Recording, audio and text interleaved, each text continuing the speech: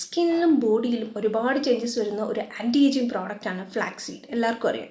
പക്ഷേ നമ്മുടെ ഫേസിൽ യൂസ് ചെയ്യുമ്പോൾ ഫ്ലാക്സ് സീഡ് ജെല്ല് പ്രിപ്പയർ ചെയ്യുന്ന വെച്ചാൽ ഒരുപാട് ബുദ്ധിമുട്ടാണ്, ചിലർക്ക് പറ്റുന്നില്ല, അങ്ങനത്തെ കാര്യങ്ങൾ ഒരുപാട് കൺഫ്യൂഷൻ പറയുന്നുണ്ട്. ഫ്ലാക്സ് സീഡ് അല്ലാതെ നമുക്ക് യൂസ് ചെയ്യാം. എങ്ങനെയെന്ന് വെച്ചാൽ ഫുഡിൽ നമുക്ക് തയ്യാറാക്കാം. അതായത് നമ്മൾ കഴിക്കുന്ന ഫുഡ് ഐറ്റംസിൽ ഫ്ലാക്സ് സീഡ് യൂസ് ചെയ്യുന്നത് വെച്ചാൽ പൗഡർ ഞാൻ വറുത്ത് പൊടിച്ചാണ് വെച്ചിട്ടുള്ളത്. അതിൽ 1 സ്പൂൺ വരുന്ന ഫ്ലാക്സ് സീഡ് പൗഡർ എടുക്കും.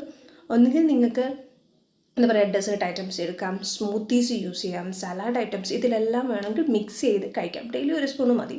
അതുപോലെ നമ്മൾ രാവിലെ ബ്രേക്ക്ഫാസ്റ്റ് കഴിക്കാറുണ്ട്, അതിൽ കറി ഐറ്റംസ് യൂസ് ചെയ്യാം, കടലക്കറി, സാമ്പാർ, അങ്ങനത്തെ ഐറ്റംസ് അതിൽ നമുക്ക് ആഡ് ചെയ്ത് കഴിക്കാം.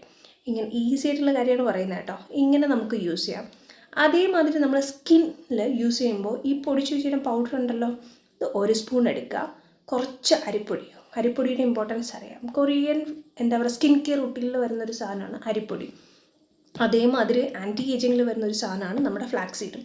അപ്പോൾ ഇത് രണ്ടും, അരിപ്പൊടി ഒരു 1/4 സ്പൂൺ എടുക്കുക, 1 സ്പൂൺ വരുന്ന നമ്മുടെ എന്താ പറയുക ഫ്ലാക്സ് സീഡ് പൗഡർ എടുക്കുക, ഒരു 1/4 സ്പൂൺ വരുന്ന അലോവേര എടുക്കുക, മിക്സ് ചെയ്യാൻ വേണ്ട വാട്ടർ, ഇത് 3 കൂടെ ഒന്ന് മിക്സ് ചെയ്യുക. മിക്സ് ചെയ്ത് ഫേസിൽ ഒരു 20 മിനിറ്റ്സ് ഇട്ടേക്കുക. ഇത് നിങ്ങൾക്ക് വേണമെങ്കിൽ ഡെയിലി ചെയ്യാൻ പറ്റുന്ന കാര്യമാണ് കേട്ടോ. സ്ക്രബൊന്നും ചെയ്യേണ്ട, ഡെയിലി ഫേസിലിട്ടൊരു 10 മിനിറ്റ്, ഡെയിലി ചെയ്യുകയാണെങ്കിൽ ഒരു 10 മിനിറ്റ്സ് ഇട്ടാൽ മതി. വീക്ക്ലിയാണ് നിങ്ങൾ യൂസ് ചെയ്യുന്നതെങ്കിൽ ഒരു 20-25 മിനിറ്റ്സ് ഇട്ടേക്കുക. ജസ്റ്റ് ഡ്രൈ ആവുന്ന ടൈമിൽ വാഷ് ചെയ്യുക. ആൻറ്റി ഏജിങ് ബെസ്റ്റാണ്. നമ്മുടെ ബോഡിക്കും സ്കിന്നിനും വരുന്നൊരു ഇമ്പോർട്ടൻറ്റ് ഘടകം കൂടിയാണ് നമ്മുടെ ഫ്ലാക്സ് സീഡ് എന്ന് പറഞ്ഞാൽ.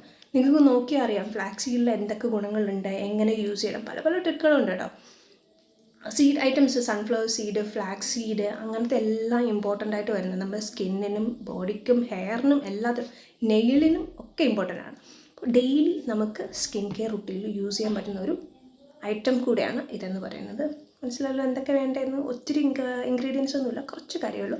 ഒന്ന് ട്രൈ ചെയ്ത് നോക്കി. എല്ലാ സ്കിൻ ടൈപ്പുകാർക്കും യൂസ് ചെയ്യാം.